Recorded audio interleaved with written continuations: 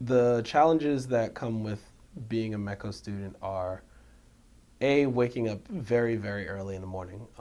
I woke up at 5 a.m. from the time I was in second grade till the time I graduated. And it got even worse when I got to high school because in high school I played three sports throughout my time there. And the earliest I would get home would be about 9 o'clock. In order to succeed, I found that I had to isolate myself completely from everyone in my neighborhood. I no longer hung out with, once I got to high school, I realized that that was the point where it needed to completely change. I couldn't hang out with people who I was hanging out with before.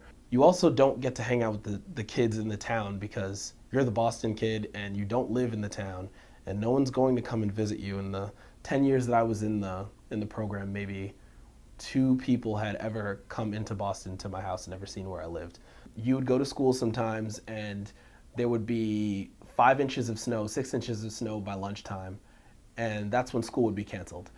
And they never really thought about the fact that we were coming from Boston, and by you having us come out here with all this snow on the ground, we were going to sit on the bus for an extremely long period of time. There was one time I remember sitting on the bus for 7 hours during a snowstorm and just being stuck on the highway and not moving and not getting home. Leaving school at 12 and not getting home till 7 o'clock at night.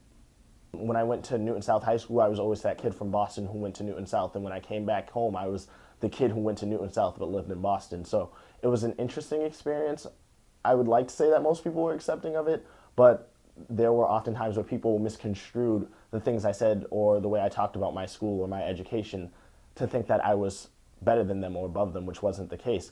It's interesting to see the way it affected my relationship with my friends who were Boston Public School students and my friends who were Newton Public School students. My days were really, really long because I would wake up around 5 to 5:15 to get ready. But then after school, when school ended at 3:20, I was also doing extracurricular activities, whether it was doing track or doing theater. So I wouldn't get home until about 6:30, but then I also had things going on, other extracurriculars outside of school. So I really wouldn't be getting to my house until about 9 o'clock, which means it was time to start my homework. So by the time I finished my homework, ate, and showered, it'd be around midnight. And then I'd go to sleep and I'd wake back up 5 hours later to do it all over again. I was lucky enough to have a METCO guidance counselor or a METCO counselor who was Katani Sumner. And she was just amazing help for me, especially in times of need. She was someone there who could help me through experiences, or when I was feeling alone or feeling somewhat out of place at school, I had someone to go to talk to. I know that other schools don't necessarily always have a METCO counselor, and there are other METCO programs that don't. So I think that's really something that should be pushed, especially at the high school level.